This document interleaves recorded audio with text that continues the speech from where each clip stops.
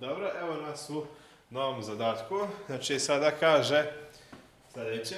Telo masa 2 kg kreće se pod dejstvom horizontalne sile 5 N po horizontalnoj podlozi.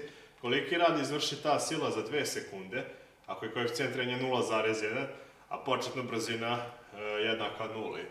Pa znači crtamo i da gledamo šta sve znamo i umemo. Znači da uradimo. Imamo jednu horizontalnu podlogu, imamo neko tijelo na njoj. I sada, znači imamo horizontalnu silu od 5 N koja deluje ovamo. F jednako 5 N. E sad, moramo izračunati silu trenja. Znači imamo mg da mi deluje prema dole, a reakcija podloge deluje prema gore. I pošto se telo kreće u ovom smjeru,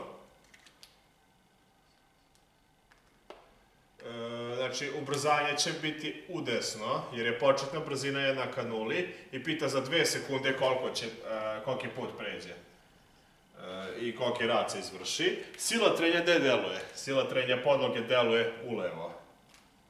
FTR. Imali smo već dosta puta ovo, znači ako imamo samo dve ove sile, one moraju da se potjeru zato što nemamo gore ni dole, onda N je jednako mg, a sila trenja je jednaka N puta koeficijent trenja mi, što je jednako mg mi, i onda sila trenja je 2 puta 9,81 puta 0,1. I onda sila trenja je jednaka, ajde da izračunamo ovo,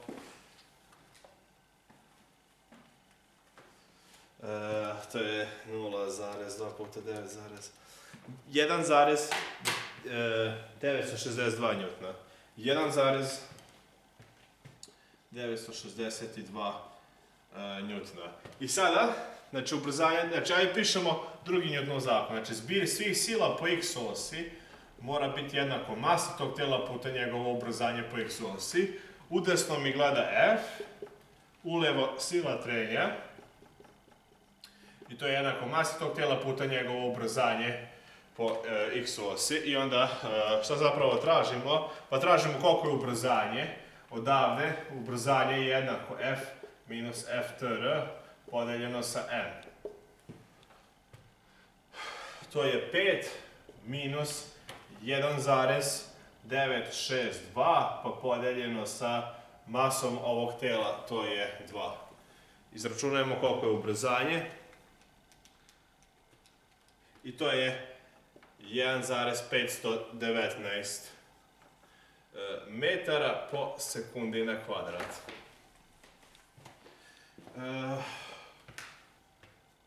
Koliki put pređe S? Pa formula S0 plus V0t plus 1/2 AT na kvadrat. Ovo nemamo i ovo nemamo.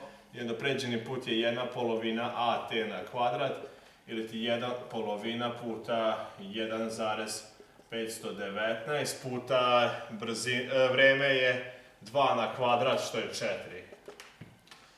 I onda ovo sve kad izračunate dobijete da pređe 3,038 metara i rad koji izvrši ova sila je F puta S. Paralelno, znači pređeni put je ovamo, u ovom smjeru horizontalno, i onda to je 3,038 puta 5 i to je 15,19 džula. Znači to je mehanički rad koji smo dobili.